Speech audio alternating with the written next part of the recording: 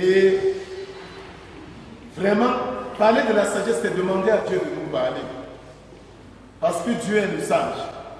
Vous voyez, je n'ai pas plein de qualités s'il ne me qualifie pour parler ce soir.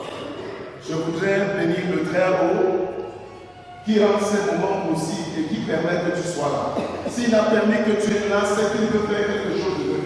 C'est qu'il veut poursuivre les limites, qu'il veut amener un vent nouveau. Et ma prière, c'est qu'avant la fin de ces moments que nous allons passer dans sa présence, que tu sentes quelque chose de nouveau. La Bible déclare qu'en Exode 36, le verset 7, un homme a été équipé. Exode 36, verset 7, rapidement. C'est bon? Exode 36, verset 7, rapidement, lui, il est allé pour là-bas. Faisons vite.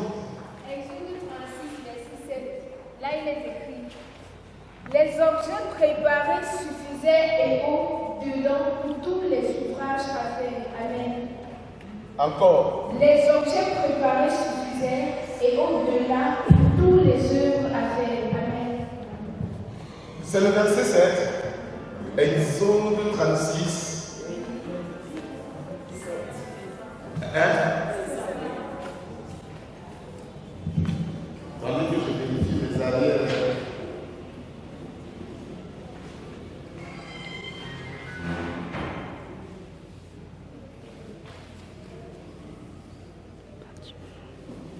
Exode 36, pardon, le verset 1. Verset 1, pas le verset 7. Tu peux recommencer vite, vite, vite.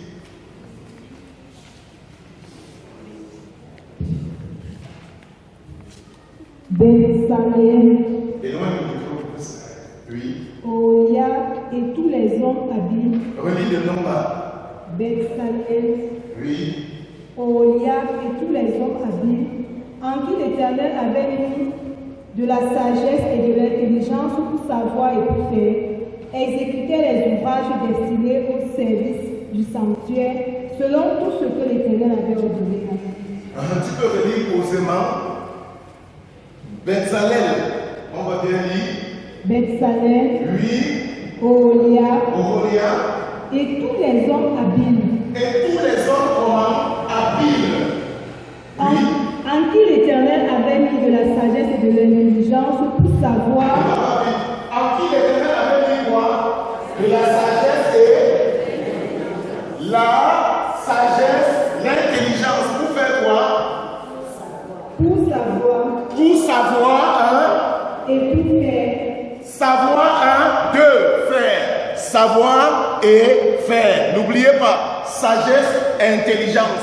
But, sagesse et intelligence. Savoir, faire. N'oubliez pas ça, si on oublie tout l'enseignement, on garde ce verset. Bezalel, Oholiab et tous les autres en qui l'Éternel avait mis un esprit de sagesse et d'intelligence pour faire quoi? Et pour savoir et faire. Oui. Exécuter les ouvrages destinés au service du sanctuaire. Ils faisaient quoi? Ils exécutaient les ouvrages destinés au service d'où? Au service du sanctuaire. Merci. Selon tout ce que l'Éternel avait ordonné. Selon ce que l'Éternel avait ordonné. Ce verset est clé. Tu peux tout oublier, n'oublie pas ce verset. Selon ce que l'Éternel avait, tout ce que l'Éternel avait ordonné. Je souligne, selon tout ce que l'Éternel avait ordonné. Écoutez, le Saint-Esprit, comme en ce moment-là, est descendu en cette époque pour bâtir un sanctuaire, non pas fait de main d'homme, non pas de poussière, pour bâtir un sanctuaire nouveau. Et pour cela, il a envoyé le Saint-Esprit afin de capaciter, d'équiper les hommes pour savoir et faire les choses selon tout ce que l'Éternel a prémédité. Tout ce que l'Éternel a prémédité, c'est l'adoration. Le cœur de l'adoration, c'est satisfaire les exigences du cœur de Dieu. Et dans ce temps particulier, Dieu a envoyé, a soufflé un vent nouveau qui arrive pour faire les choses différemment. D'ailleurs, la Bible nous déclare que le baptême de Jean était un baptême de la repentance. Ce n'est pas le baptême chrétien. Le baptême de Jean n'est pas le baptême chrétien. Le baptême chrétien, donc de Christ, c'est le baptême d'esprit et de feu. Esprit et feu. Voilà le baptême de Jésus-Christ. Le baptême de Jésus-Christ. Est-ce que quelqu'un comprend bien ce que je dis? Jean-Baptiste est venu avec le baptême d'eau pour préparer le terrain, faire les choses qui devaient être un soubassement, qui devait être un préalable pour accomplir les vrais. Et quand le vrai arrive, il fait les choses par quoi? Par l'esprit et par le feu. Deux choses, l'esprit et le feu, pour accomplir dans la maison. Tel le tabernacle a été bâti, tel le sanctuaire visible a été bâti, avec des hommes, avec un esprit supérieur, la sagesse et l'intelligence. Tel le sanctuaire aujourd'hui doit être bâti.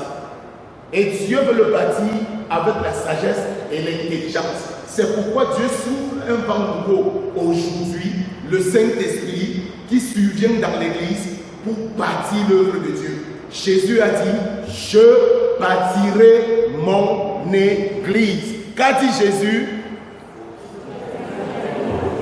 Qu'a dit Jésus? Je bâtirai mon... Qu'est-ce que Dieu veut faire? Dieu veut bâtir son Église. Et pour bâtir l'Église de Dieu, Dieu prépare des hommes.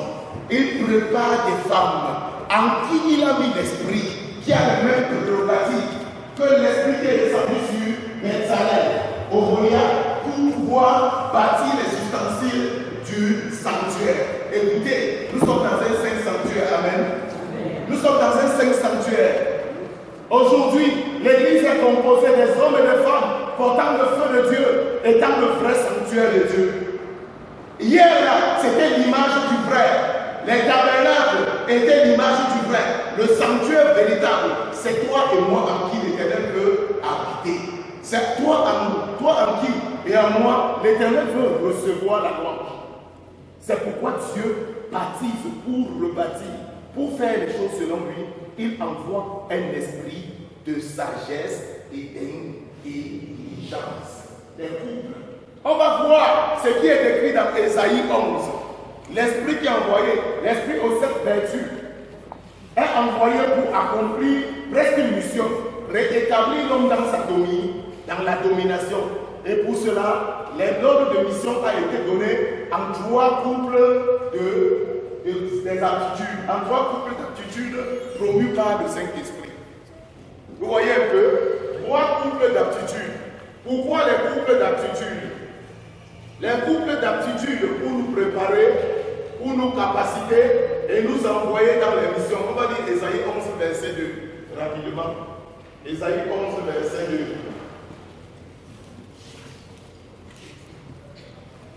Ésaïe 11, verset 2. Rapidement. Ésaïe 11, verset 2, tu as le micro.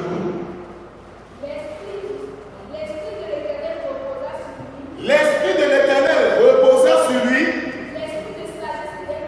Écoutez cet esprit, on décrit l'esprit. C'est un package avec lequel vient le Saint-Esprit. Esprit de sagesse, d'intelligence. Ça marche toujours en couple. Voilà le premier couple des vertus. Sagesse, intelligence. L'esprit de conseil et de force. Conseil, force. Deuxième couple.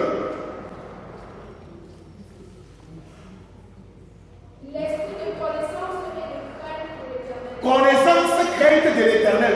Troisième couple. Tu as bien compris? Ok.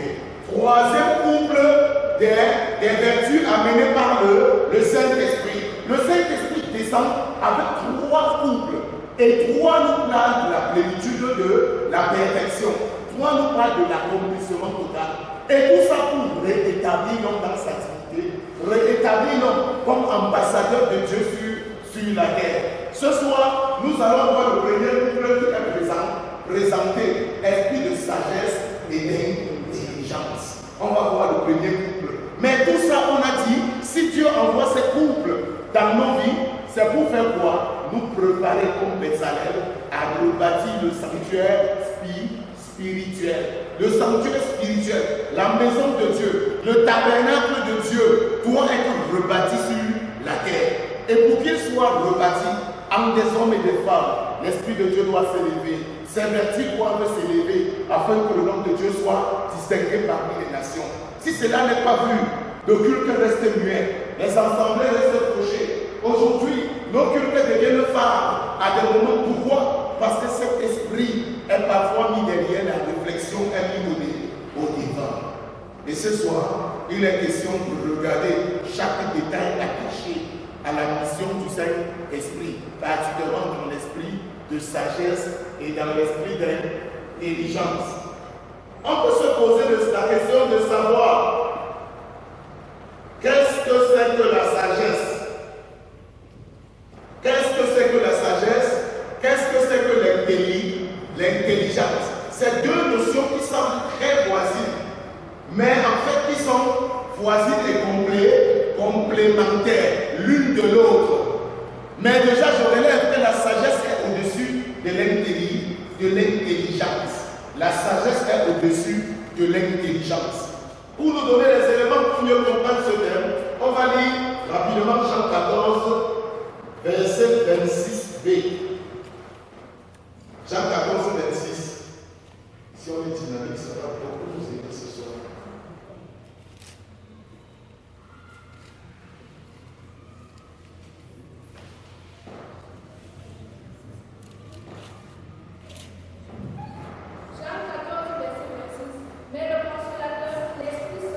Mais le consolateur, regardez bien, l'Esprit Saint, que le Père enverra en mon nom, vous enseignera toutes choses et vous rappellera tout ce que je vous ai dit. Amen. vous enseignera toutes choses et je discret. Et vous rappellera tout ce que je vous ai dit. Vous rappellera tout ce que je vous ai dit. Voilà l'œuvre du consolateur. Je voudrais qu'on prenne Ésaïe 50, verset 4. Rapidement aussi. Ésaïe 50, verset 4.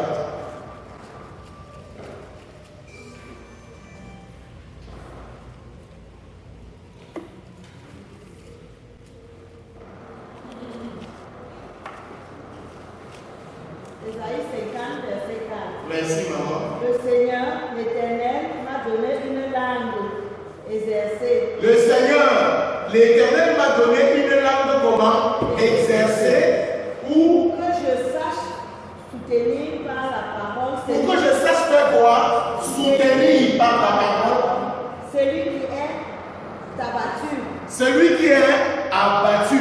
Le Seigneur, l'Éternel me donne une langue exercée pour soutenir par quoi? La parole. Celui qui est abattu. Il éveille chaque matin, il éveille mon oreille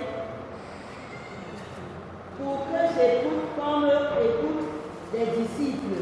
Il éveille chaque matin mon oreille pour que j'écoute comme écoute les disciples. Ça veut dire que quoi? Le Seigneur aiguise à nous des dispositions, non seulement pour apporter la parole qui doit guérir les nations, qui doit bénir les peuples, qui doit délivrer les captifs, mais en plus, il aiguise l'oreille pour que nous soyons aptes à l'écoute, comme écoutent les disciples. Il y a une façon d'écouter les disciples. Donc il y a une écoute surnaturelle et l'écoute naturelle. Maintenant, qu'est-ce que c'est que la sagesse? Il est très difficile de définir la sagesse. Je suis allé même dans le dictionnaire, j'ai vu qu'on fait toujours comme ça. On jongle passe à côté. Et je me suis rendu compte en fait que comme l'amour, ils sont des mots compliqués à définir. Pourquoi? Ces mots portent l'identité de Dieu, l'empreinte de Dieu. Tout comme il est difficile de définir Dieu dans un mot, il est difficile de donner le contenu exact, précis de ces mots. Si ce n'est le Saint-Esprit qui t'a soufflé, il est compliqué de donner le contenu exact de ces mots. Alors quand je questionnais Dieu sur la sagesse, une chose me revenait. La sagesse est un petit vin dans laquelle se noie toute personne qui s'est consacré à Dieu. Je parle de sagesse biblique. Parce qu'il y a deux types de sagesse. Il y a la sagesse humaine qui relève des expériences de l'homme, qui relève des leçons tirées des expériences de l'homme. Et il y a la sagesse divine. La sagesse divine est un bain divin dans lequel Dieu nous donne de nous immerger afin de flotter dans le vent de l'esprit selon la volonté du cœur de Dieu au cours de notre vie terrestre. Qu'est-ce que je dis? C'est un bain divin. C'est Dieu qui te baigne. Et il te donne par ce bain de flotter dans les vagues, dans la vision de Dieu par le Saint-Esprit pour accomplir la volonté du cœur de Dieu. En d'autres termes, c'est une ouverture du ciel dans l'esprit d'un homme pour lui donner les facultés au discernement, lui donner les facultés à la maturation de ses actions, lui donner les facultés à la clairvoyance, à la maturité et à l'accomplissement des choses selon le cœur de Dieu. La sagesse, c'est la présence de Dieu en un homme. Quand on dit qu'un homme est sage, de l'homme la sagesse de Dieu, l'homme là a Dieu en lui. Si un jour on te dit que tu es sage, de la sagesse de Dieu, ça veut dire que tu crains Dieu, tu as Dieu en toi, tu laisses que Dieu te dirige. Le sage selon Dieu, c'est celui qui est conduit par le vent de l'esprit. Il n'y a pas de sage dans la Bible qui ne soit conduit par un vent invisible. Il n'y a pas de sage dans la Bible qui ne reçoive de façon surnaturelle, qui ne reçoive de façon inexplicable la pensée de Dieu. C'est quelqu'un qui vaut, c'est quelqu'un qui nage dans la pensée de Dieu. C'est quelqu'un influençable par le vent du Saint-Esprit qui aime manger à la table du Seigneur dans les Saintes Écritures. Celui-là s'appelle un sage. Écoute, quand tu te cartes de ce carnaval, le contraire des sages, c'est quoi? Insensé, c'est encore. Quelqu'un d'insensé, c'est quelqu'un qui n'a pas foi. La racine, c'est quoi? C'est le mot sens. Insensé, c'est quelqu'un qui marche en absence de ses sens. Parce que l'homme sur la terre estime qu'il marche par les sens. Ce sont les sens qui lui donnent la direction. Quelqu'un d'insensé, donc, c'est quelqu'un qui n'a pas de sens pour avoir la direction. Il marche n'importe comment. En d'autres termes, pour faire simple, quelqu'un qui n'est pas sage, c'est quelqu'un qui n'a pas la direction du Saint-Esprit. Pour faire tout court. Quelqu'un qui n'a pas la direction du Saint-Esprit n'est pas sage. Selon les Saintes Écritures, il est qualifié d'un mot. On dit le mot là est insensé, mais c'est proche de notre mot. Il est fou. Il a de la folie, consciente ou inconsciente. Il y a plusieurs types de folie. Il y a la folie consciente.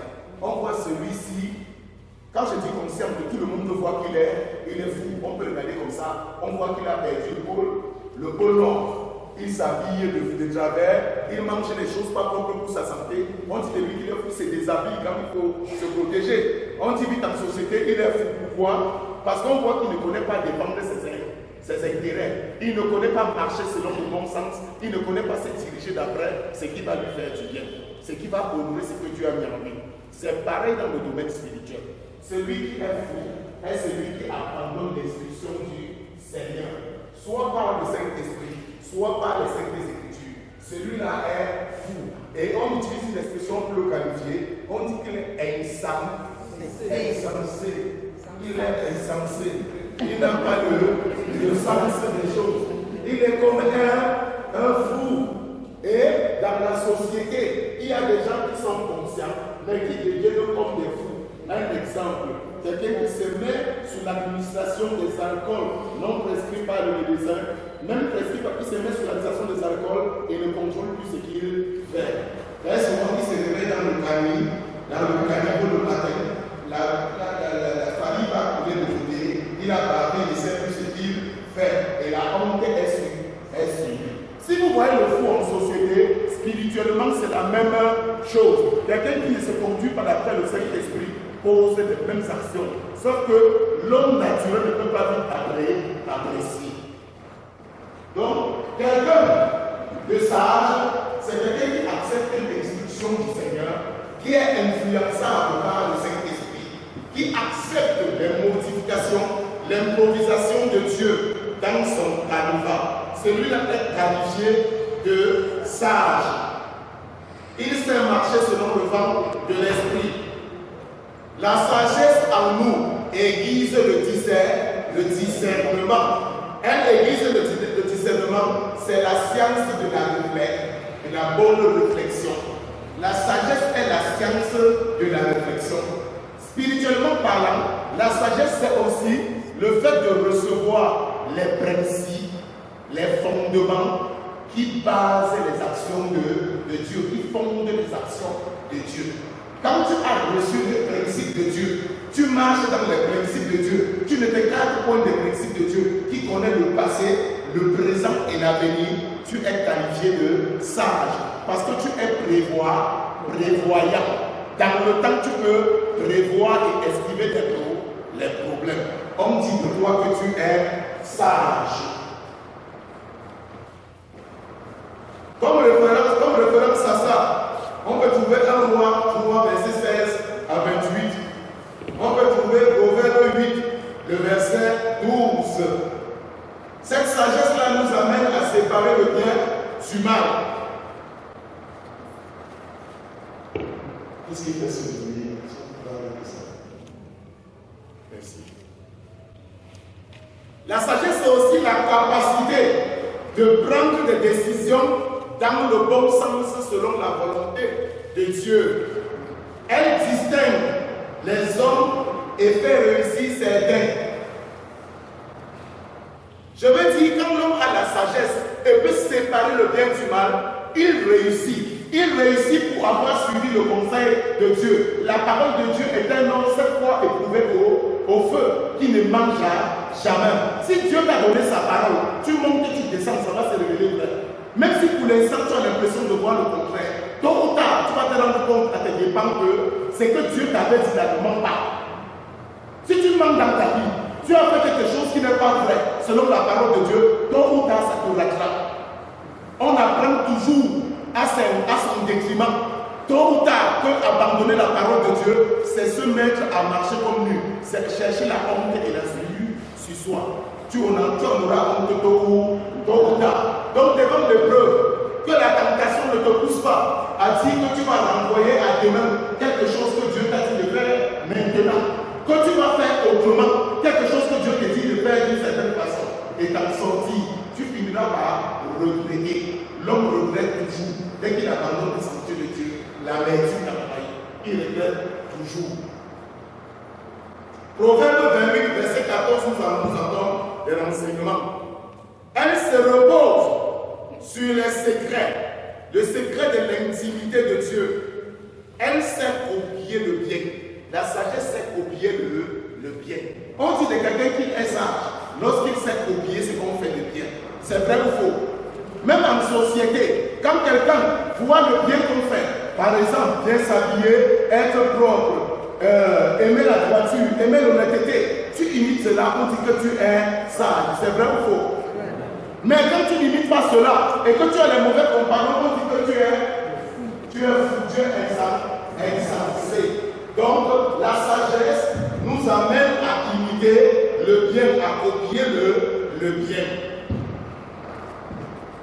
Elle voit et elle comprend comme Dieu. La sagesse voit et comprend comme Dieu. Quelqu'un qui est sage est quelqu'un qui voit avec l'aide de Dieu, qui comprend avec l'entendement de Dieu. Et tout ça, ce sont les dons surnaturels. Ce sont les choses surnaturelles qui changent l'environnement, qui nous plongent dans le discours de Dieu et nous amènent à marcher dans la victoire jour après jour. Notre société a besoin d'hommes et de femmes sages. C'est vrai ou faux? On a besoin de gens sages aujourd'hui, n'est-ce pas? Le moment où les prophéties s'accomplissent, le moment où les maladies renversent les hommes, le moment où les bébés brûlent dans les hôpitaux, le moment où le mal envahit la société, au point où c'est très compliqué. de voir le débat, on a besoin des hommes sages, des hommes prévoyants. Et pour cela, on a besoin du divin conseiller, de Dieu vivant.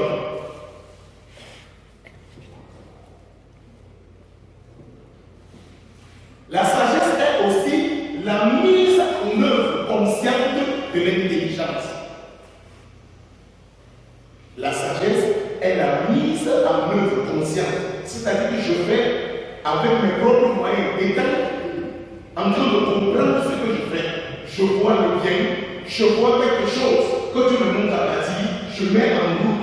On appelle ça la sagesse. Parce qu'il y a des gens qui ont des très bonnes idées, mais qui ne commencent jamais à l'exploiter. Il meurt, il n'a jamais commencé à exploiter les bonnes idées qu'il a. Tu viens chez lui l'écouter, tu réussis dans ta vie. C'est vrai ou faux? Mais lui-même, tu vois là où tu as de lui. Pourquoi? Il y a une rupture entre la sagesse qu'il a reçue, entre la connaissance qu'il a reçue et la pratique. Or, on a dit tout à l'heure que l'esprit qui a été donné à Bezalel a servi à faire quoi? Deux choses. Première chose, savoir, avoir la connaissance de faire. Savoir faire. Deux choses, savoir et faire. Si tu as le savoir, tu ne fais pas. Tu ne peux pas être qualifié de sage. La sagesse veut que la connaissance se déploie. La connaissance, la bonne connaissance, est celle qui sort des imaginations de la réveil pour se manifester dans le public. Il y a des gens qui rêvent qu'ils vont être des grands missionnaires. Depuis l'enfance, ils rêvent qu'ils vont être des grands serviteurs de Dieu. Mais jusqu'aujourd'hui, il n'a jamais pu prêcher à son voisin. Il n'a jamais pu prêcher à son frère, à sa soeur. Il n'a jamais pu parler à quelqu'un. Mais il pense toujours la mission en des termes très grands. Et il n'a jamais osé sortir de chez lui. Ce n'est pas de la sagesse.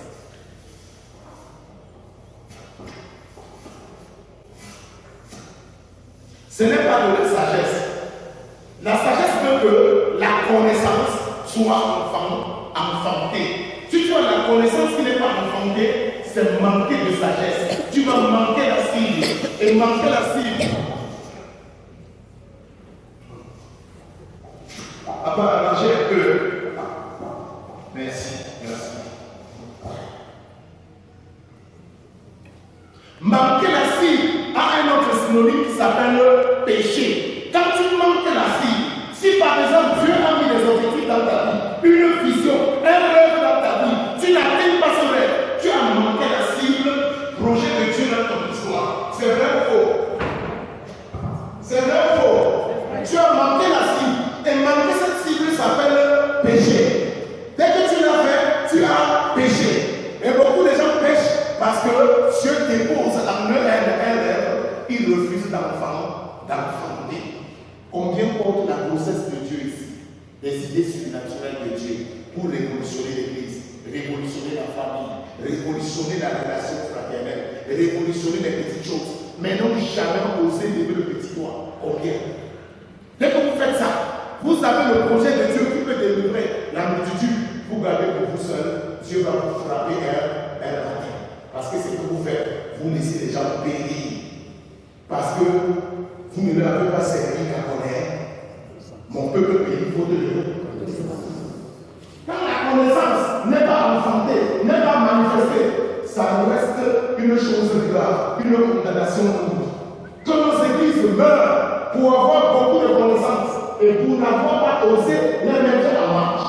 Quand l'église a la connaissance qu'on ne met pas en marche, ça devient un poison pour les âmes. On manque de sagesse. Et une bonne partie de l'amour de nos églises ne vient pas du fait qu'on ne connaisse pas ce qu'il faut faire, mais qu'on connaisse beaucoup et qu'on ne mette pas en pratique. Je prends un petit exemple. Il y en a que j'ai vu qui ont fui ces églises, nos églises, qui se retrouvent ailleurs parce qu'ils estiment qu'il a atteint un niveau minimal, on ne l'utilise pas, il ne voit pas à quoi il sert. Il dit qu'il va aller là où on va l'utiliser. Je ne vous ai pas dit de faire la même chose. Et il y en a ici, quand on ne l'utilise pas, il cherche là où il va s'occuper. Et comme il n'a pas quoi faire, il va créer là où il va faire. En créant là où il va faire, il va fermer le trouble. La sagesse veut que la connaissance reçue soit mise en pratique. Oh, Église, si tu pouvais avoir la crainte de Dieu pour contre le projet de Jésus.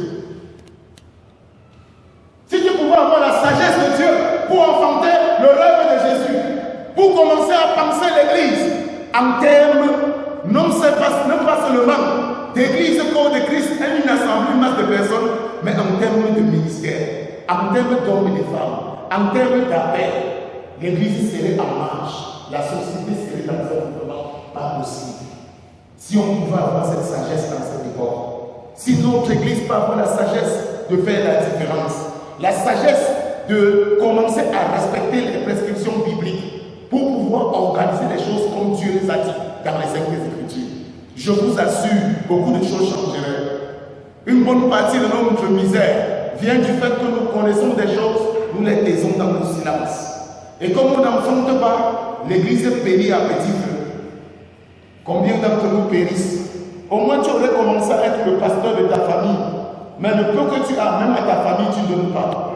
Tu n'es pas fatigué de la constipation. Tu n'es pas fatigué de connaître beaucoup de choses qui pourraient libérer les masses sans jamais commencer quelque part. Église, il faut que tu enfantes. Il faut que tu te mettes sur la table de la maternité. La sagesse pour toi, c'est d'accepter que Christ soit glorifié en toi. Pour cela, il faut que tu te mettes à l'autel des sacrifices. Que tu acceptes que l'Église, selon le cœur de Dieu, soit enfantée par toi. Que le baptême de Jésus t'affecte, transforme ton histoire pour que tu ne sois plus un homme ordinaire. Si tu es un homme ordinaire, tu n'es pas dans le plan de Dieu. L'église de Jésus-Christ, c'est une église extraordinaire, une église surnaturelle, pas une église naturelle. L'église de Jésus, c'est une communauté d'hommes et de femmes avec un potentiel qui n'est pas le potentiel ordinaire vu dans la société. L'église de Jésus. Si tu en es encore au potentiel naturel, tu n'es pas encore dans le sillage de la pensée de Dieu. Dieu te veut aller. Et parfois tu péris parce que tu as gardé le bien pour toi seul, que tu devais partager avec le grand monde. La sagesse est aussi l'expression de la puissance du règne, la puissance et le règne de Dieu. La sagesse, c'est l'expression de la puissance et du règne de Dieu. Ça semble bizarre, mais une dimension de la sagesse, c'est quand Dieu s'élève, révèle que ce qui appelle impossible est faisable. Derrière la foi, il y a la plus grande sagesse. Même si la foi semble inexplicable, derrière la foi, il y a la sagesse, que la sagesse de l'homme n'a pas encore connue. On dit que, oh, si les princes de la terre avaient connu cette sagesse, ils n'auraient pas crucifié le roi de gloire. Mais parce qu'ils n'ont pas connu cette sagesse, ils ont crucifié le roi de gloire. Et même Jérusalem, un moment, n'a pas connu cette sagesse, a été étranger à cette sagesse. C'est pourquoi on a pris les prophètes, on les a élevés sur le bois, on les a crucifiés, parce qu'ils tenaient un discours que l'homme naturel ne pouvait pas faire. Leur génération devient indigne d'eux. Ils portaient une connaissance supérieure à la connaissance naturelle de la société. Ils portaient un savoir supérieur à ce que l'on peut faire.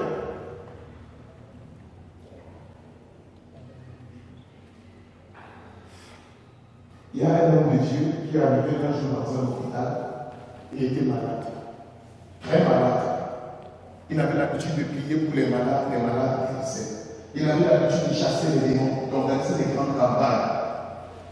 Et après avoir fini une grande campagne d'évangélisation, il est allé chez lui, il a commencé à sentir mal à l'intérieur.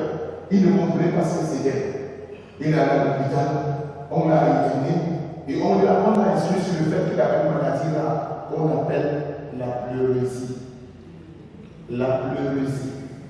Ça veut dire qu'il y a de l'eau dans les poumons. Il avait de l'eau dans les poumons. Lui, le grand homme de Dieu, qui avait l'habitude de déclarer le sida de quitter les corps, le sida disparaissait. Lui, le grand homme de Dieu, qui était allé jusqu'à ressusciter les morts, il arrive, il se couche sur un lit d'hôpital pour la pleurésie. Et le médecin est donné ce grand main. Homme de Dieu, qu'est-ce qui se passe avec toi? Mais c'est toi qui pries pour les maladies. On nous avait eu plusieurs cas ici qu'on ne comprenait pas. Vraiment, tu as déclaré, c'est arrivé comme tu as. Mais comment tu l'as couché aujourd'hui à l'eau, à l'hôpital, il ne pouvait pas expliquer. Et c'est un médecin qui lui dit, mais c'est peut-être un litre au jour ou un litre de mytho qui fait coucher un grand homme de Dieu sur le lit. Mais est-ce que Dieu n'est pas celui qui a desséché la mer rouge, pour que tu se couches sur un lit d'hôpital avec 1 litre et demi ou 2 litres d'eau. Il est resté, il était dépassé. Parce que quand ça allait bien, il semblait être très puissant, il avait oublié que c'est Dieu qui lui donne la force. Que c'est la sagesse de Dieu qui se manifestait en lui. Mais cette fois-là, Dieu a voulu reprendre sa gloire. Dieu a voulu lui révéler le fait que ma sagesse se révèle au travers de ma puissance. Ne corrompt pas mes voix. Dieu a permis qu'il se couche sur le lit. Les médecins ont fait n'importe comment c'est compliqué. On a voulu faire la fonction d'estiver l'eau, d'extraire l'eau. On s'est rendu compte d'extraire l'eau, ça ne devait pas marcher, ça devait être compliqué. Il était couché là. Un jour, on dit qu'on programme finalement l'opération. On va opérer carrément, extraire les eaux. Et il a pris une voix qui lui dit, qu'est-ce que tu fais là? Il dit que Seigneur, je suis malade, je suis couché à l'hôpital.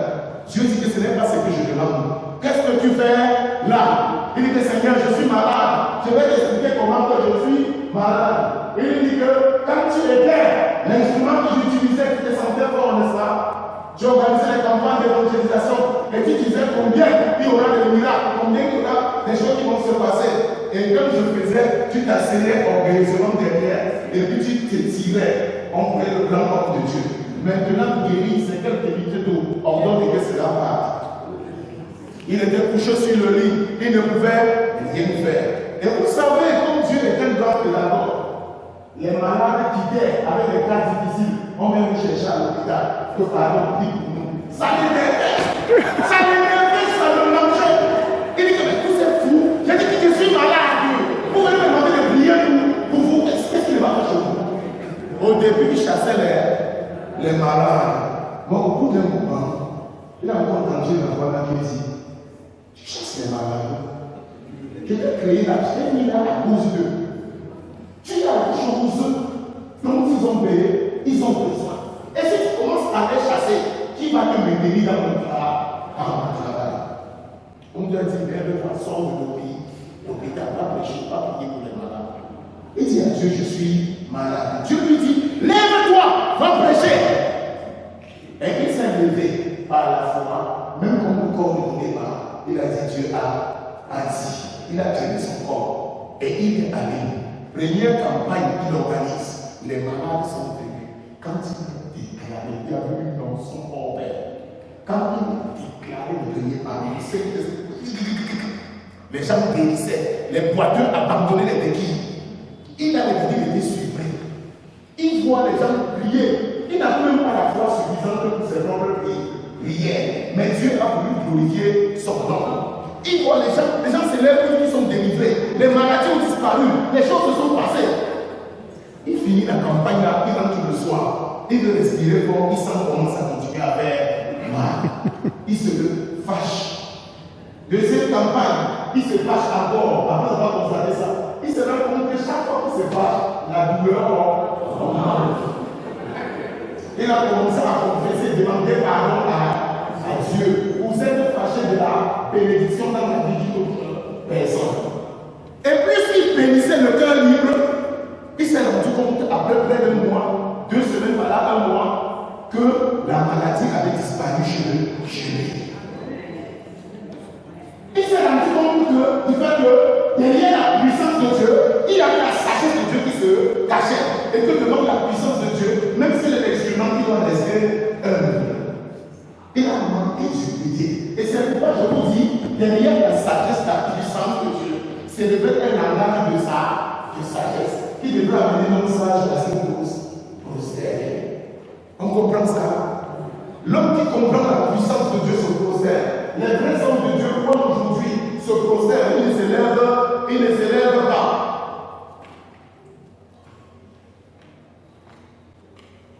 La sagesse achète la force musculaire. Amen. L'homme qui a la sagesse achète toutes les forces. C'est vrai ou faux? L'homme qui a la sagesse achète toutes les forces. Quand tu as la sagesse, tu mets des hommes puissants, des hommes d'argent à ton service. C'est vrai ou faux? La sagesse, c'est la présence opérante de Dieu au milieu d'un individu. Et qui permet qu'on voie en lui, au travers de sa vie, une fenêtre du royaume des cieux. Écoute-moi bien. Quand le Seigneur ouvre la fenêtre de ta vie, il révèle son amour, il révèle sa puissance, révèle ses voies. Quand tu restes soumis à cela, on te regarde, on voit la gloire de Dieu au travers de toi. Et on commence à crier, il est puissant. Les saints hommes de Dieu, ils sont puissants et tout le reste. Est-ce que c'est parce que toi-même tu es puissant? C'est parce que le Seigneur a daigné t'utiliser. Il t'a élevé à cette dignité, à cette dimension. Être sage dans la vie, papa, maman, s'il te plaît, ce n'est pas faire tes calculs toi-même. Ce n'est pas faire tes misonguis. Ce n'est pas faire tes analyses, tes calculs de ta vie, ayant minimité chaque détail. Et la Bible dit d'ailleurs dans le passage que je viens de citer ici, le passage d'Ésaïe 54, verset 6, la Bible dit là-bas que, Ésaïe 53, pardon, verset 6, les hommes étaient tous errants, chacun suivait sa propre voie. L'Éternel a fait retomber sur nous l'iniquité, sur lui l'iniquité de nous tous. Ça veut dire que quoi? Les hommes étaient fous comme je l'écrivais tout à l'heure. On a dit que l'absence de sagesse s'appelle être insensé ou être fou. Or, avoir le sens, c'est demeurer dans la voie de Dieu, éternellement vrai. Quand tu demeures dedans, tu te baignes dans le plan de la volonté de Dieu. Les événements, les circonstances, les époques se prosternent devant toi pour saluer le Dieu que tu honores. Quand tu honores Dieu de cette manière, les circonstances, les événements t'honorent. Tu résistes à Dieu, tu ne veux pas être sage. Les événements te résistent, les problèmes te résistent. Les difficultés te résistent. Il y a des gens qui sont malades pour avoir résisté à Dieu. La maladie pour avoir résisté à Dieu. Tant que tu ne fléchis pas les genoux, tu ne vas pas sortir de là. Et les messagers de la mort crient après ton nom du matin au soir. Pourquoi tu as refusé la sagesse qui vient de Dieu? Tu as refusé de faire la sagesse ton ami. Je voulais te dire, bien aimé, c'est une chose précieuse que de lâcher prise dans la profondeur de ton être.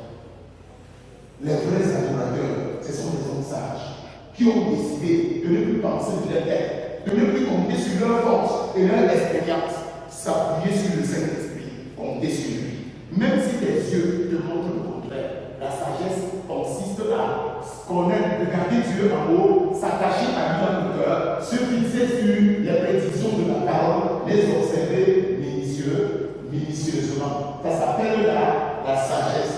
La sagesse connaît. La sagesse fixe les choses par rapport aux choses d'en haut. La sagesse se met sur le temps d'en haut. Ça rime aux prophéties du ciel. Quelqu'un qui est sage est quelqu'un qui a réglé sa montre au chronomètre du ciel. Qui fait les choses dans le temps de Dieu. Qui fait les choses dans le monde de Dieu, à la façon de Dieu. Ça s'appelle la sagesse. Ça ne manque jamais dans le temps et dans l'espace. Jamais ça ne manque. Si tu fais comme ça, tu seras toujours heureux. Tu vas prospérer aller de progrès en progrès. La sagesse conçoit, elle admet, elle accepte le règne de Dieu, la nature de Dieu. Elle conçoit. C'est pourquoi elle peut continuer l'œuvre de Dieu. L'homme sage est celui qui bâtit selon les pensées de Dieu. C'est pourquoi la Bible dit que la femme sage bâtit sa maison. Quand tu n'es pas sage, tu détruis. Quand tu es sage, tu bâtis. Tout ce que tu fais dans le temps et l'espace te donne raison. Est-ce qu'on pourra trouver au milieu de nous des hommes sages qui, en cette époque, naviguent dans le vent de l'esprit? En cette époque, sont conduits par le vent de l'esprit, la pensée de Dieu, là où les hommes n'aiment plus entendre le discours de Dieu. Est-ce qu'on pourra trouver de telles personnes? À côté de ça, Dieu donne l'intelligence. L'intelligence se rapproche beaucoup au faire. Si la sagesse pense et fait, elle est supérieure à l'intelligence. On dit de quelqu'un qu'il est intelligent lorsqu'il sait reproduire. Tu connais reproduire des modèles, on dit que tu es smart, tu es intelligent. Et quelqu'un d'intelligent, c'est quelqu'un qui reçoit aussi facilement l'enseignement. On dit qu'il est intelligent. On te passe une leçon là maintenant, tu l'avales très rapidement, tu encaisses rapidement. On dit, tu es smart, tu es intelligent. Et nos ordinateurs, on les appelait, ou bien les écrans de télévision, on les appelait les écrans smart à la maison, parce qu'ils ont la facilité d'appeler les informations s'adapter. Ce sont des écrans intelligents qui s'adaptent facilement. L'intelligence, selon Dieu, me donne l'aptitude de faire, selon Dieu, au millimètre, selon la pensée de Dieu. Oh, comme on a besoin de jeunes gens intelligents aujourd'hui, des papas et des mamans intelligents, des personnes qui font selon le modèle de donner à la montagne. Des hommes qui bâtissent un modèle, qui ont pris Jésus comme modèle, non pas pour l'église évangélique, mais même pour bâtir. Ils continuent à faire selon le modèle. Ils continuent à se déployer selon le modèle. On dit you are smart, tu es intelligent. Écoutez, il y a un divin modèle que Dieu a envoyé du ciel sur la terre, que nous devons imiter, dans lequel nous devons calquer pour bâtir la société, pour bâtir le sanctuaire. Vos familles sont des sanctuaires, vrai ou faux? Il faut l'esprit de sagesse et d'intelligence pour bâtir les ustensiles du sanctuaire. Amen. Amen. Ton cœur est un sanctuaire, ta maison est un sanctuaire. Pour bâtir la génération sainte que Dieu attend, il faut les hommes qui aient le mouvement de l'esprit. C'est là où Dieu veut bénir l'église nouvelle. C'est là où Dieu prépare les hommes et les femmes qui bâtissent son royaume sur la terre. Est-ce qu'on peut être de cette race? Les hommes et les femmes qui faisons, qui bâtissons selon les règles de Dieu. Écoutez, parfois on peut avoir beaucoup d'intelligence, beaucoup de connaissances reçues à l'école, comme Nicodème. Il était un grand docteur selon la loi, mais selon la thèse, il n'avait pas comment commencer. Il y a beaucoup de gens qui sont intelligents par rapport au diplôme, mais par rapport à la vie, n'est pas intelligent du tout. Tu vas voir quelqu'un, il est professeur, il est docteur, il fait partie de la loge pour la mort. Il y a quelque chose sur lui qui ne va pas. Oui, écoute, tu ne peux pas dire que tu as reçu la sagesse et tu pars dans un cercle ésotérique ponctué. Il y a quelque chose sur toi qui ne va pas. C'est la folie. La sagesse, c'est marcher avec celui qui connaît le passé, qui connaît le présent, qui connaît la veille. C'est marcher avec lui de manière à ce que jamais ce que tu feras ne va te tromper. Mais c'est les gens qui ont pris Satan pour conseiller. Satan pour professeur, qui leur donne des cours et ils disent qu'ils apprennent la mystique. Ils disent qu'ils apprennent la mystique, l'ésotérisme. Ils disent qu'ils veulent apprendre les sagesses cachées. Ils se mettent à l'école des Ève, afin d'être trompés comme Ève avait été trompés. Ils sont des disciples de Ève, génération des Ève d'Égypte. Tu ne peux pas me dire que tu es sage, tu fais la rose, tu fais la franc-maçonnerie, tu fais le kunga. Il y a quelque chose que tu ne vas pas. Non, tu ne peux pas, au nom de tout ce qui est sacré, tu ne peux pas dire que tu ailles t'accrocher à quelqu'un qui avait tombé ton grand-père. Tu espères que demain il va faire différemment avec toi. Il y a quelque chose qui ne va pas. Et je ne comprends pas les mystères. Comment c'est dans les grandes universités où on trouve les grands professeurs qui ont fait beaucoup d'écoles, qui sont à côté de ces choses. On dirait que toute la connaissance intellectuelle de l'homme ne lui donne pas la sagesse pour marcher selon la vérité. Il y a quelque chose chez nous qui déconne un peu. Ça fait comme si il y avait quelque chose qui ne va pas.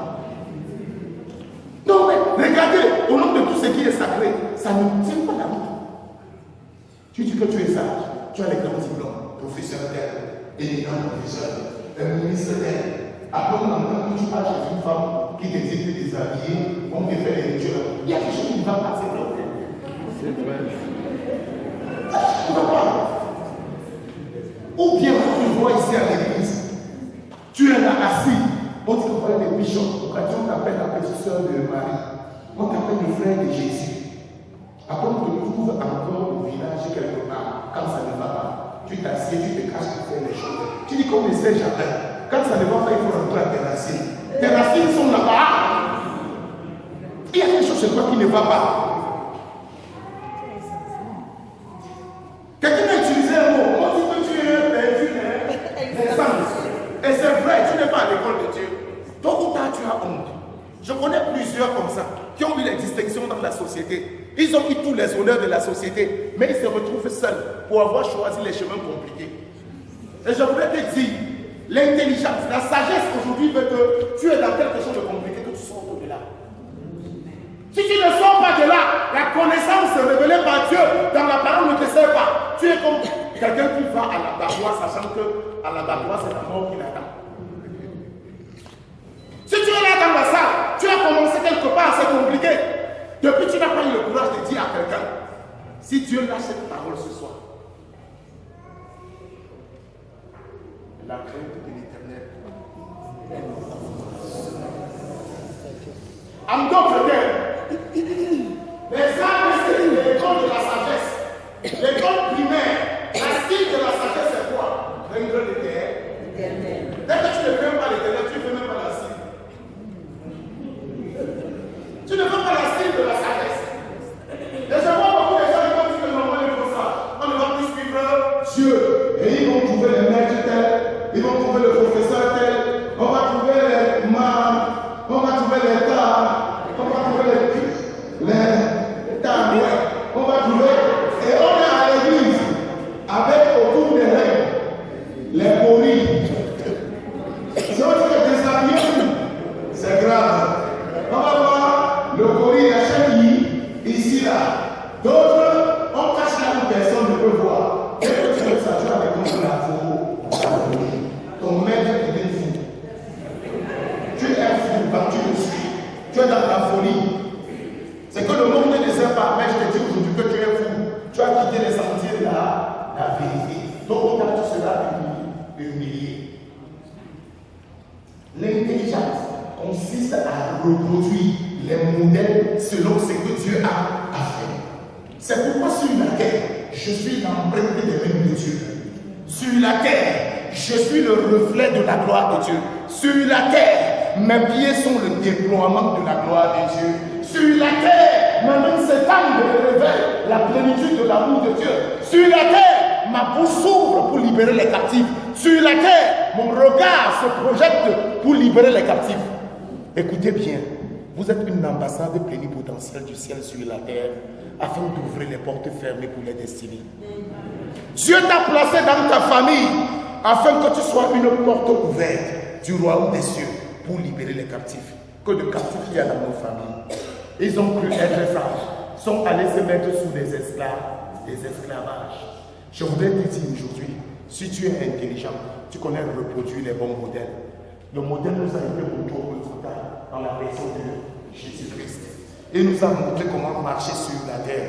Il nous a montré comment marcher parmi les hommes. Il nous a montré comment vivre parmi les hommes. Il a révélé l'intelligence incarnée. Toute personne intelligente aujourd'hui se met à la suite de Jésus pour marcher sur ses pas. Jour après jour, tu te mets à l'école de Jésus-Christ. Tu es à l'école de la sagesse.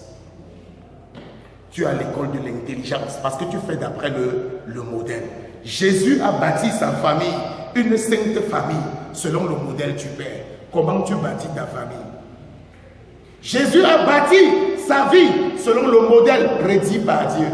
Et regardez-le, au bout d'un certain moment de sa vie, qu'est-ce qu'il répétait? Il est né.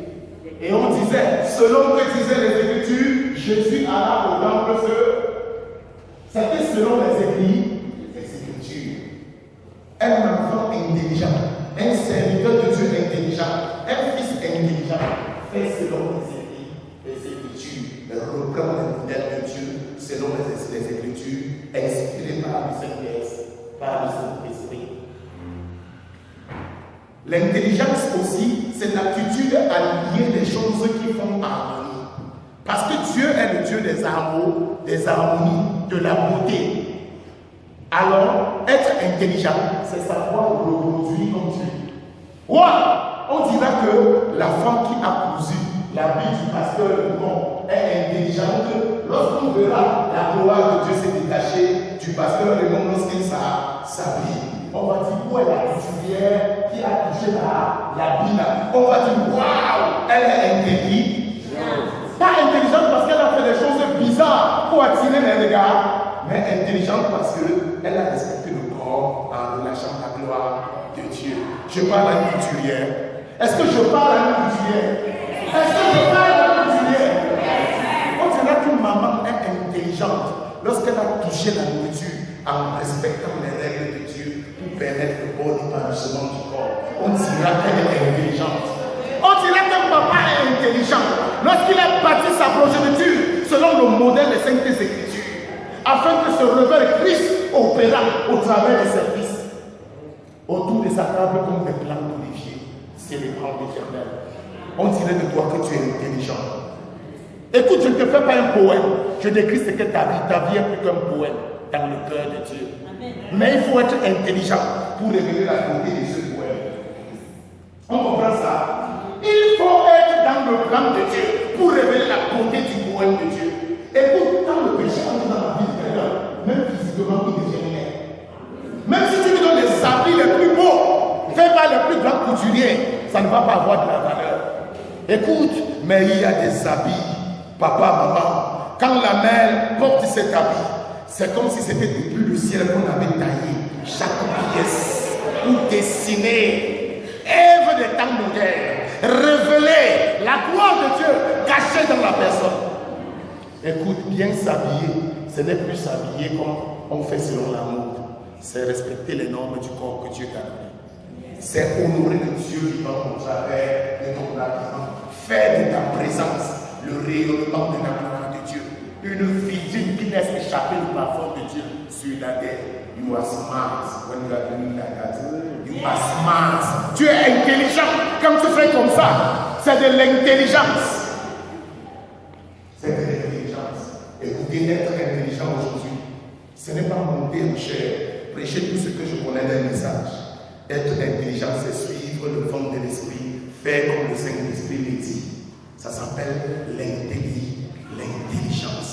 Et Dieu cherche aujourd'hui un peuple intelligent, des enseignants intelligents, des prophètes intelligents, des docteurs intelligents, des pasteurs intelligents, des apôtres intelligents, qui restent dans le vent de l'esprit, qui bâtissent, touchent à un modèle montré en esprit par le Dieu vivant. C'est l'église qu'on attend. Une église sage, intelligente. Bien aimé, j'ai envie de te dire beaucoup de choses. Et c'est comme si le temps là ne va pas permettre. Je voudrais te dire que l'intelligence nous procure des très grands trésors. L'intelligence capitalise les efforts. Elle permet au Saint-Esprit de se déployer et de révéler la gloire de Dieu. L'intelligence, selon l'Esprit de Dieu, révèle les mystères en faisant éclater la sagesse du Dieu vivant. Qu'est-ce que je veux dire? L'intelligence est servante de la sagesse. Et la sagesse est base de l'intelligence. Les deux s'enjumellent pour révéler la gloire de Dieu.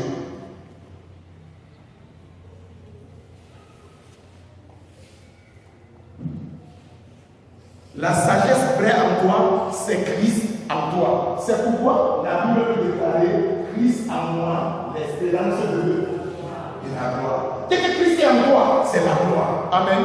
La sagesse incarnée est en toi. Christ se révèle par toute espèce d'oracle, de miracle. L'Église a besoin aujourd'hui de sagesse. L'Église a besoin d'intelligence. Il faut te repentir de toutes tes mauvaises voies. Aujourd'hui, permettre que la sagesse et l'intelligence s'installent, c'est décider d'abandonner nos voies. Je vais te dire comment on peut faire pour devenir sage. Parce que si je ne finis pas être intelligent, cet enseignement en 2010 ans, j'aurais péché quelque part. Je vais aller rapidement. C'est possible de devenir intelligent. Quelles sont les origines de la sagesse et de l'intelligence? On va lire vite. Job 28, verset 12. Avec une extraction. Alors, on va lire rapidement. Job 28, 12 à 28.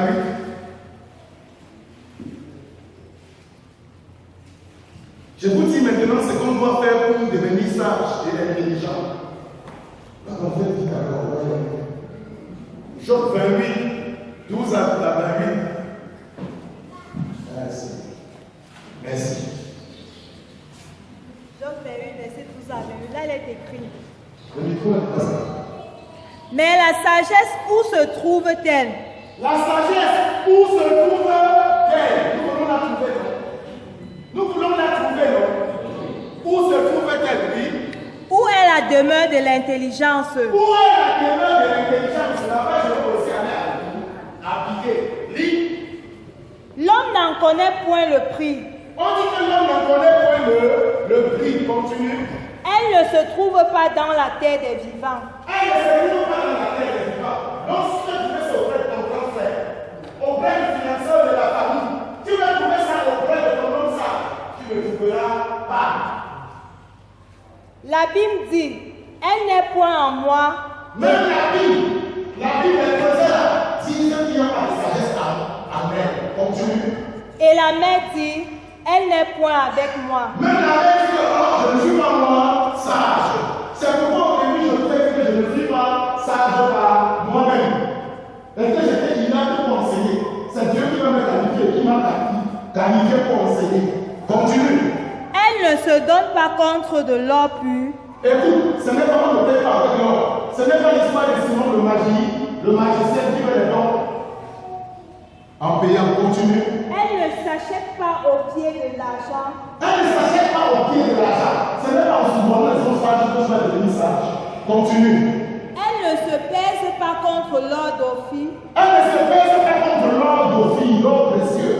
Continue. Ni contre le précieux onyx. Ni contre le précieux onyx. Même l'onyx n'achète pas de sagesse. Ni contre le saphir. Ni contre le saphir. Ce sont des pierres précieuses. Elle ne peut se comparer à l'or ni au verre. L'or ni le verre ne peut se comparer à la sagesse. Continue. Elle ne peut s'échanger pour un vase d'or fin. Elle ne peut s'échanger pour un vase d'or fin. Fût-il le meuble le plus précieux que tu aies chez toi. Continue. Le corail et le cristal ne sont rien auprès d'elle. Vérité. La sagesse vaut plus que les perles. La sagesse vaut plus que les perles, les bijoux les plus beaux que tu portes à ton cou ne sont pas aussi précieux qu'une femme sage. La topaze d'Éthiopie n'est point son égal. La topaze d'Éthiopie, les vraies personnes ne sont pas son égal. Continue. Et l'or pur n'entre pas en balance avec elle. Claire, continue. D'où vient donc la sagesse? D'où vient donc la sagesse? Où est la demeure de l'intelligence? Où est la demeure de l'intelligence? Elle est cachée aux yeux de tout vivant. Elle est cachée aux yeux de tout vivant. Elle est cachée aux oiseaux du ciel. Elle est cachée aux oiseaux du ciel. Les gens qui demandent aux oiseaux s'ils vont voyager là, avant de voyager. Il n'y a pas de sagesse dans les oiseaux, dans les scorpions. Continue. Le gouffre et la mort disent.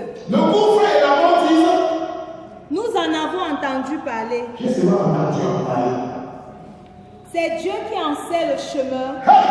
C'est Dieu qui a. Quelqu'un ne connaît pas Dieu, il ne connaît pas le chemin de la sagesse.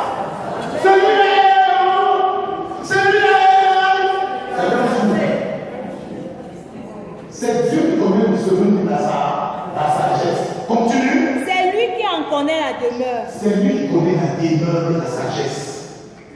Quelqu'un qui veut connaître encore la sagesse, qu'il a rencontré Dieu. Oui. Car il voit jusqu'aux extrémités de la terre. Il voit jusqu'aux extrémités de la terre. Il aperçoit tout sous les cieux. Sous les cieux, il aperçoit tout. Quand il régla le poids du vent. Quand il a réglé le poids du vent, regardez, on respire là maintenant parce que le vent est dit. C'est vrai ou faux? Si le vent s'accélère, il va voir les morts. Vrai ou faux? Hein? Continue. Et qu'il fixa la mesure des eaux. Il a fixé la mesure des eaux selon sa sagesse. Continue. Quand il donna des lois à la pluie, et qu'il traça la route de l'éclair et du tonnerre. Même la route de l'éclair et du tonnerre sont tracées par le bout du sang. Qui connaît la route des éclairs? Qui connaît la route du tonnerre? Continue. Alors il vit la sagesse et la manifesta. Il en posa les fondements et la mit à l'épreuve. C'est Dieu qui a posé les fondements de la sagesse. Et elle est éprouvée. Elle ne manque jamais. Dans le temps-ci, demain, après-demain, hier, avant-hier, ce que Dieu a dit demeure vrai dans le temps et dans l'espace. S'il y a quelqu'un qui mentit, c'est l'homme. Ou bien c'est ça comme menteur. Continue. Puis il dit à l'homme, Voici la crainte du Seigneur. Voici la crainte du Seigneur. C'est la sagesse. La crainte du Seigneur, c'est quoi? C'est la sagesse. Tu refuses la crainte de Dieu. Il y a quelque chose de toi qui n'est pas pour un bon mat. C'est contraire à smart. La bonne mat, ça ne va pas bien. On continue. S'éloigner du mal, S'éloigner du mal. c'est l'intelligence. S'éloigner du mal, c'est quoi? Est-ce qu'il y a des enfants intelligents dans cette communauté? Est-ce qu'il y a des enfants intelligents dans cette communauté? Comme si le mal, que le péché t'appelle, et que tu dis le péché, toi et moi, il n'y a rien de commun. Pourquoi veux-tu salir le sanctuaire du Dieu vivant? Pourquoi veux-tu bénir la gloire de Dieu? Voilà l'église que Jésus bâtit. Une église sensible à l'Esprit de Dieu. Une église sensible au mouvement de l'Esprit. Une église sensible au bâtiment du cœur de Dieu. Est-ce que tu peux être de cette église? Je continue rapidement. On peut demander la sagesse à Dieu pour la foi. Référence Jacques 1, verset 5. Pour être sage, on peut fréquenter et éviter les sages. Proverbe 13, verset 20 montre qu'en fréquentant les sages, on devient sage. On peut reconnaître Dieu en tout ce qu'il fait et obéir à sa parole.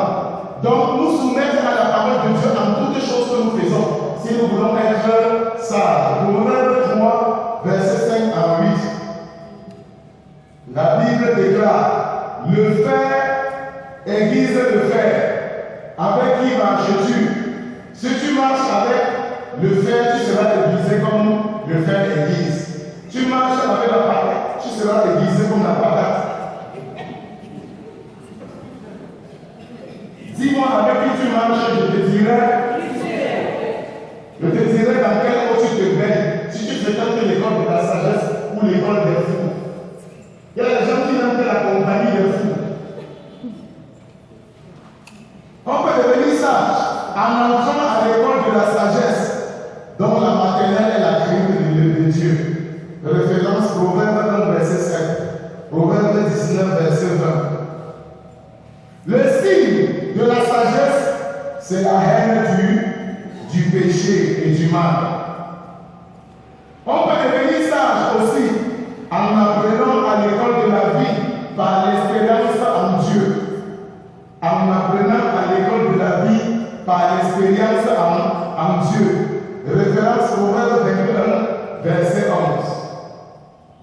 On peut devenir sage en s'exerçant au raisonnement et à la réflexion sous la conduite du Saint-Esprit. Ça s'appelle chercher Dieu. Un homme qui ne fait chercher Dieu, il s'exerce à la sagesse. Dans le silence, on peut faire des réunions avec nous-mêmes et avec Dieu pour rechercher la sagesse. On est à une époque où les gens n'aiment plus faire la réunion avec eux-mêmes. Mais Dieu veut que quelqu'un commence à faire la réunion avec lui-même. Il y a des gens qui ont peur de se regarder en face, de regarder le vrai eux, de peur que la vérité leur soit révélée. La sagesse et la vérité marchent toujours ensemble. Autre chose, on peut devenir sage en se laissant remplir par le Saint-Esprit. Nos œuvres deviennent cette fois éprouvées et ne manquent jamais. Parce que le Saint-Esprit connaît les voies du Père. Et les voies du Père mènent toujours à la vérité. On peut devenir sage en méditant la parole. Référence Josué 1, verset 8 et 9. Ainsi de suite, je peux multiplier. Il y a beaucoup de porteurs pour la sagesse et pour l'intelligence. Est-ce qu'il y a quelqu'un ce soir pour dire à Dieu l'esprit de sagesse que tu as donné pour penser, pour avoir ta nature, c'est déployer comme moi? Seigneur, je veux l'avoir. Est-ce qu'il y a quelqu'un ce soir pour dire l'intelligence, l'attitude à faire comme Dieu, à me déployer comme tu l'as dit là? Seigneur, je veux l'avoir, je veux marcher comme toi. Est-ce qu'il y a quelqu'un ce soir prêt à laisser Dieu prendre le contrôle de tout? L'esprit que Dieu a envoyé avec pour mission de bâtir cela en toi. Et tant que cela n'a pas été bâti en toi, la mission du Saint-Esprit n'est pas atteinte. Et tu es un désespoir pour Dieu. Parce que Dieu envoie l'esprit avec un package. Mais tu ne permets pas que l'esprit atteigne ses missions en toi.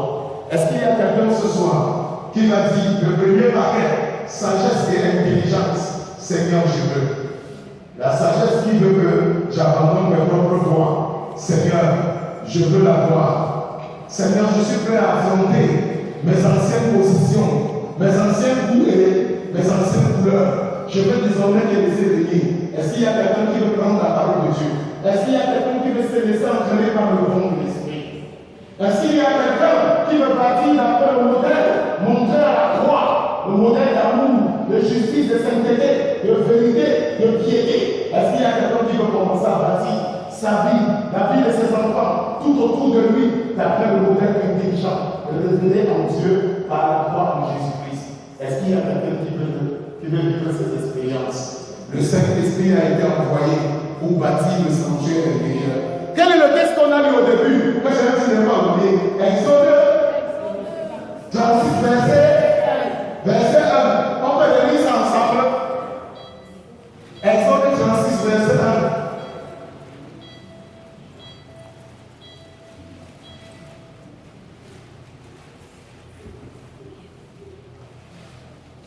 1. Et donc, c'est pas vrai. Vas-y. Bethsalel, Oholiab, et tous les hommes habiles, en qui l'Éternel avait mis de la sagesse et de l'intelligence pour savoir, pour savoir et pour faire, intelligence, sagesse, savoir, faire. Oui. exécuter les ouvrages destinés au service du sanctuaire. Qui veut exécuter les ouvrages destinés au service du sanctuaire? Qui veut à présent apporter des offrandes dans la maison de Dieu, le trésor céleste? Qui veut commencer à bâtir par le don de l'Esprit? Qui veut commencer à se déployer comme le Saint-Esprit a? Qui veut laisser le Saint-Esprit mouler ses mains afin que comme Dieu a créé, que les choses soient faites? Bâtir selon le cœur de Dieu, lever une église, pétrir et bâtir dans les armes de l'Esprit. Est-ce qu'il y a quelqu'un qui veut faire ça ce soir? Ça va te demander d'abord que si tu étais à un endroit de folie, que tu abandonnes ta folie ce soir, que tu dises à Dieu, ce que j'avais appelé sagesse était également, ce que j'avais appelé connaissance ésotérique était perte et perdition, ce que j'avais appelé sagesse du village était également, ce que j'avais appelé présage était simple illusion. J'ai besoin de toi. Est-ce qu'il y a quelqu'un ce soir qui veut descendre de son piédestal? Dis au Saint-Esprit que voici touche, envahie, écoutez. Il y a une onction de Dieu qui veut visiter les vies. Il y a une onction de Dieu qui veut visiter les terrains de lutte. Il y a une onction de Dieu qui veut fréquenter l'intérieur de nos sanctuaires.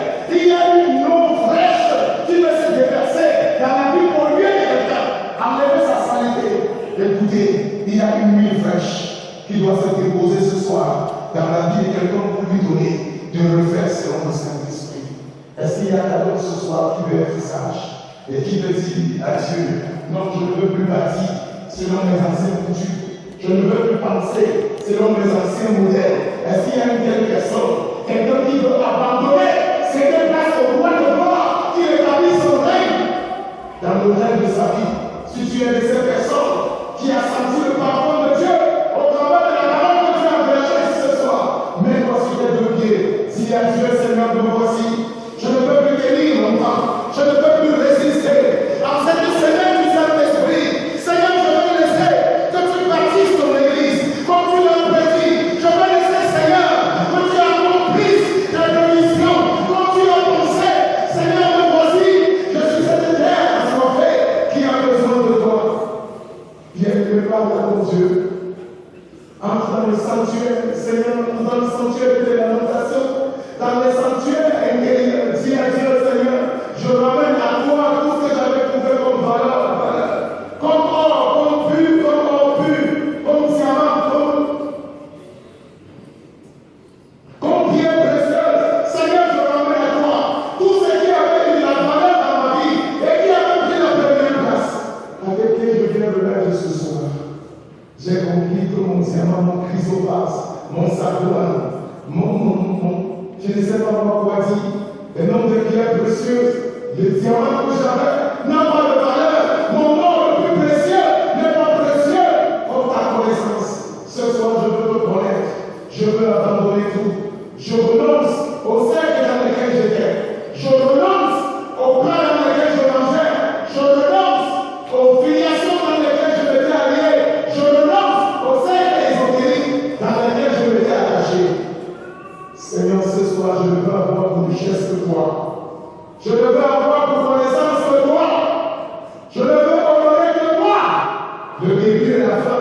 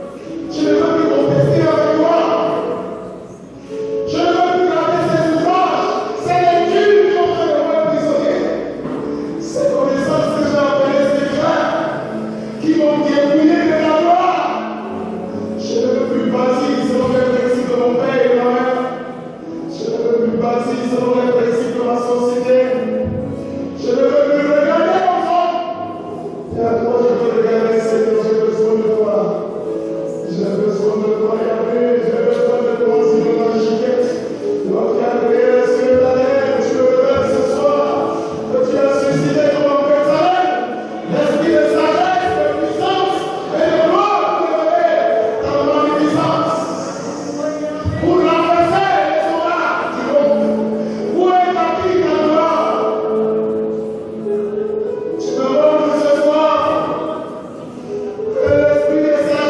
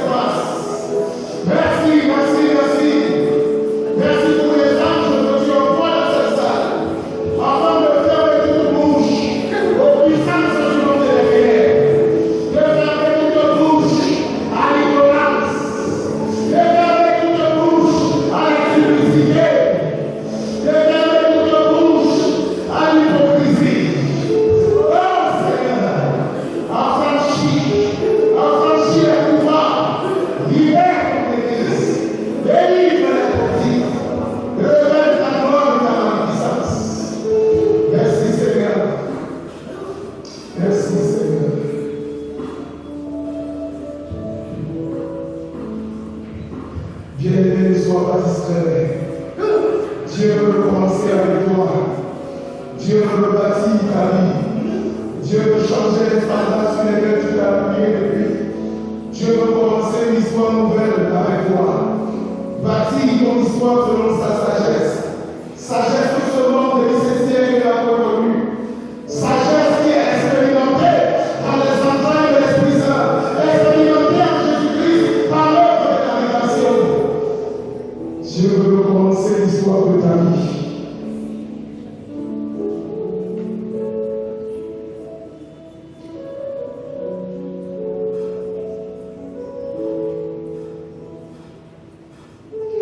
Il a des terres desséchées dans cette maison qui depuis longtemps soupire. Quelqu'un ici depuis dit à Dieu, je suis fatigué de t'adorer, toi seul connais les solutions de ma vie. Je suis bloqué, je ne sais plus trop quoi faire de ma vie. Et la personne a commencé à s'égarer dans les mauvais conseils. Dieu te dit ce soir que tu reviens à ton Père. Reviens à ton Père, enfant égaré. Dis-lui ta misère, dis-lui j'ai péché. J'ai vu que je pouvais trouver la porte ouverte ailleurs. Seigneur, au nom de ta maison, je n'ai point de repos, je n'ai point de consolation. Viens visiter la terre de mon maître.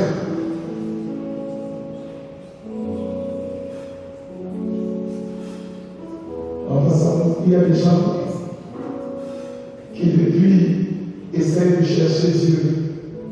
Ils ont même été sérieux, tu as été sérieux depuis. Mais depuis que tu n'es pas de vie d'adoration, c'est comme s'il y a eu de en toi. Tu arrives à un niveau, tu te décides que tu veux te donner tout. Mais c'est comme ce mur te rappelle que tu es faible, tu ne peux pas avancer. Cette image de toi, c'est le faux toi qui avait été condamné, qui avait été battu dans les entrailles de l'iniquité.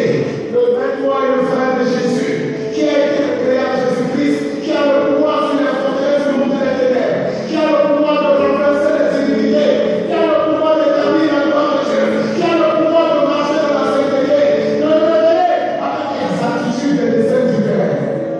Commence à confesser. Seigneur, je veux être cet ouvrage. Seigneur, ma terre, tu l'as rebâti selon tes standards. Je veux le renouveau de ta présence. Je veux le renouveau de ta présence, Seigneur. Merci de me visiter. Merci de me visiter. Merci de me visiter. Oh, bien-aimé, ne sois pas étonné que le Saint-Esprit te touche d'une façon spéciale. Que le Saint-Esprit touche ton base. Que tu sens encore des transports.